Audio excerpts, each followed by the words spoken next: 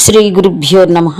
మద్గురుదేవులు చినరామచంద్రయార్లు వారి పాద పద్మములకు నమస్కరించుకుంటూ, శ్రీ సత్యానంద సత్యమయ్యార్లు వారికి నమస్కరించుకుంటూ, శ్రీమద్ భాగవత కృష్ణదేశకేంద్రుల వారు రచింపబడిన శక్తిద్వయ నిరాసకంబైన శుద్ధ నిర్గుణ తత్వ కందార్థ దరువుల నుండి 14వ అధ్యాయము గురుని లక్షణం నుండి 6వ కందార్థము క్రమ సంఖ్య 226.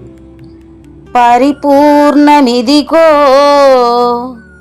ఇదిగో ఎరుకని చూపించిలేని ఎరుకను లేదంచెరిగించిన గురుడే సరి ఎరుకను నిల్పేటి గురుడు ఎందుకోయన్నా తద్బోధ నీకెందుకోయన్నా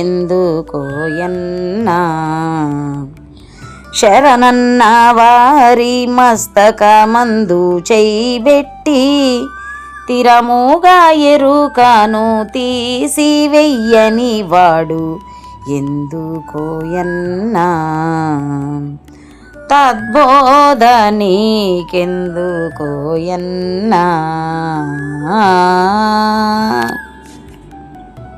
ఆత్మానాత్మరహితం అచల పూర్ణోపదేశికం శ్రీ నిశ్చలానంద నారాయణ గురోర్శిష్యం శ్రీశైలవంశాంభుదిరేవ జాతం శ్రీ పరమానంద శంకరేంద్రం గురుం భజామి. మద్గురుదేవులు శ్రీ శ్రీ పరమానంద శంకర నారాయణ స్వామి వారి పాదపద్మములకు నమస్కరించుకుంటూ, శ్రీమద్ భాగవత కృష్ణదేశికేంద్ర ప్రభువులచే విరచితంబైన శక్తిద్వయ నిరాసకంబైన శుద్ధ నిర్గుణ తత్వ కందార్థ దరువులు 14వ అధ్యాయము గురుని లక్షణము నుండి ఈరోజు మనము 6వ కందార్థాన్ని విచారించుకుంటున్నాము. అంటే క్రమ సంఖ్య 226. క్రిందటి కందార్థంలో మొదటి మంత్రము పరిపూర్ణ పరబ్రహ్మమే శాశ్వతమై ఉన్నదని, ఇక రెండవది ఎరుక ఏమీ లేదని తెలియపరుచును. ఎరుక రెంటి సమ్మేళనము అవిద్య ప్రతిబింబము. అవిద్య లేనిది అందలి ప్రతిబింబ చైతన్యము లేనిదే. అవిద్యకు గాని ప్రతిబింబమునకు గాని సహజమైన ఉనికి కలిగిన కావు.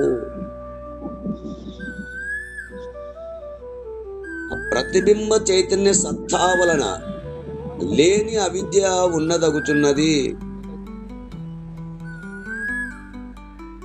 అవిద్య అనే ఉపాధి వలన ప్రతిబింబమునకు ఉనికి కలుగుచున్నది. కానీ రెంటిని విడరా అంటే విద్య అవిద్య ప్రతిబింబ చైతన్యం ఈ రెంటిని విడవ తగినవే అంటూ మనము క్రిందటి కందార్థములో విచారించుకున్నాము.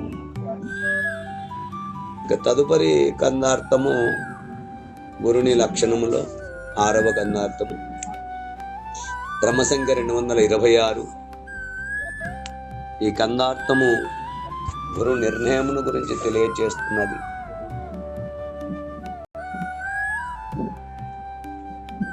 శాశ్వతమైన పరిపూర్ణమును లేని ఎరుకను విశదపరచి లేని ఎరుకను విడిపించువాడే సద్గురుమూర్తి. ఇది తెలియని ఇతర సాంప్రదాయ గురువులు అనగా గురువు కానేరడు అంటూ మనకు ఈ కందార్థము ద్వారా వివరణను తెలియజేస్తున్నారు. పరిపూర్ణమిదిగో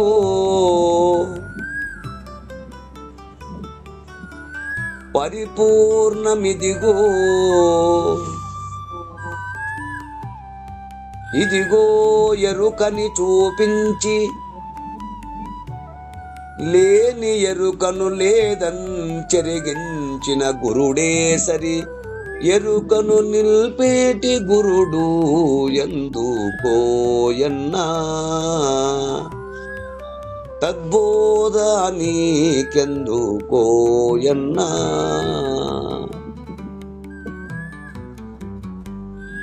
శరణన్న వారి మస్తక మందు చేయిబెట్టి, తిరముగా ఎరుకను తీసి వెయ్యని వాడు ఎందుకోయన్నా,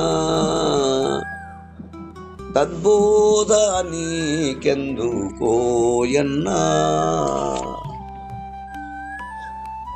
శిష్య, అయ్యా వివరించండి నాయన. పరిపూర్ణం ఇదిగో, ఇదిగో ఎరుకని చూపించి, అంటే రెండింటిని ఇక్కడ పరిపూర్ణం ఇదిగో,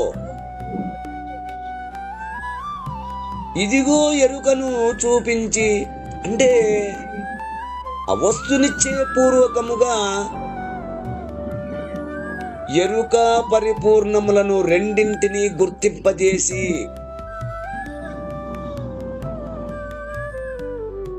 వేరువేరుగా కేటాయింపు చేసి. చూడు, మొదట ఏమన్నాడు? పరిపూర్ణం ఇదిగో అన్నాడు. తర్వాత ఇదిగో ఎరుకను చూపించి, అంటే రెండింటినీ వేరువేరుగా కేటాయించి వస్తునిచ్చే పూర్వకముగా ఎరుక పరిపూర్ణములను ఇక్కడ శిశునకు గుర్తింపజేసి,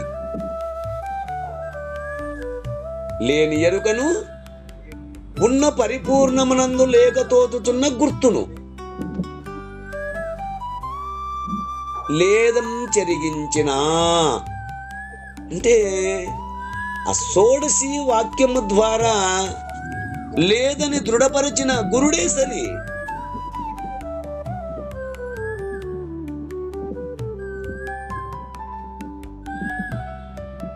అట్టి నిర్ణయ విధానము గలవాడే పరిపూర్ణ గురువుగా చెప్పబడుతున్నాడు.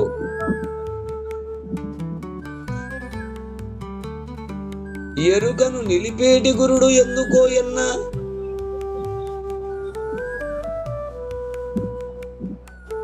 అధిష్టాన రూపమైన అఖండ ఎరుకనే మోక్షస్థానమని నమ్మించి భ్రమకు లోను చేయు గురువుతో పని లేదు.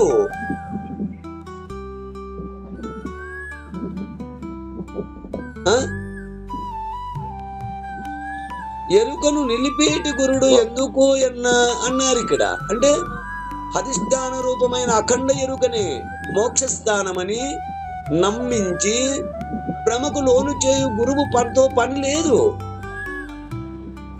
ఆ తద్బోధ నీకెందుకోయన్నా, అట్టి వారు బోధించే భ్రాంతి సహిత బోధతో నీకు పని లేదు.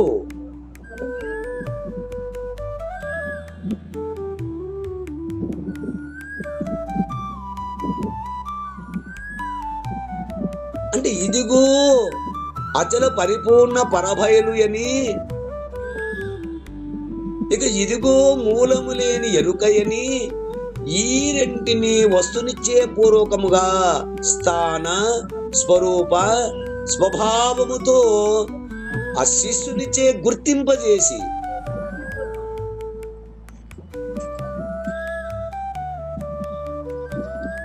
చివరికి జన్మ కర్మలకు భ్రాంతులకు మూల కారణమైన ఎరుకను విడిపించి లేకుండా చేసేవాడే నిజమైన గురుమూర్తి.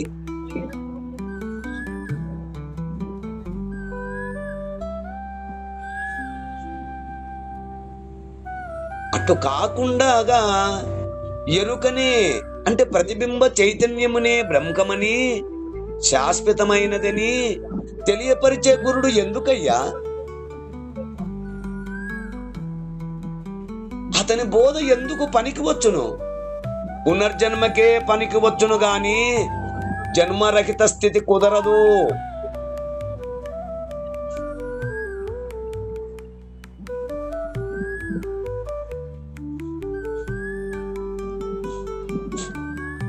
శరణన్న వారి మస్తకమందు చేయి పెట్టి, అంటే తన్ను ఆశ్రయించిన వారికి ఆ మంత్ర దీక్ష ఇచ్చి స్థిరముగా శాశ్వతముగా ఎరుకను తీసివెయ్యని జన్మ కర్మలకు కారణమైన గుర్తెరిగే తెలివిని రద్దుపరచని వాడు, అంటే లేకుండా చెయ్యని వాడు.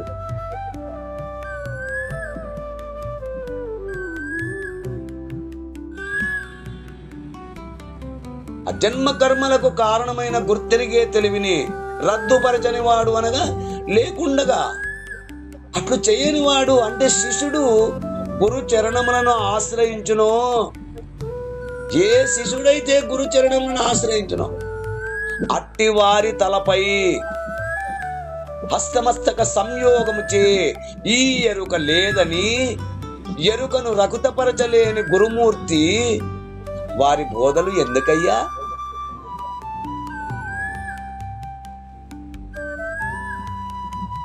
అవి పునరావృత్తి కారకములే కాని జన్మరహిత స్థితిని కలిగింపజాలవు.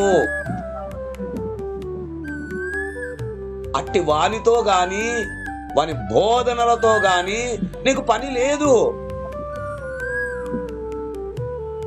అంటే అట్టి వానితో గాని వాని బోధన అనగా వాడి ప్రబోధ చేసే బోధతో కానీ నీకు పని లేదు. అట్టి వారిని ఆశ్రయించవద్దు అని భావం ఇక్కడ. అంటూ ఈ కందార్థము ద్వారా చక్కగా వివరణను తెలియచేస్తున్నారు. ఈ కన్నార్థ భావాన్ని మీరు కూడా అందుకుంటారని కోరుకుంటూ జై గురుదేవా. జై గురుదేవ. జై గురుదేవ. జై గురుదేవ. జై గురుదేవా. జై గురుదేవ.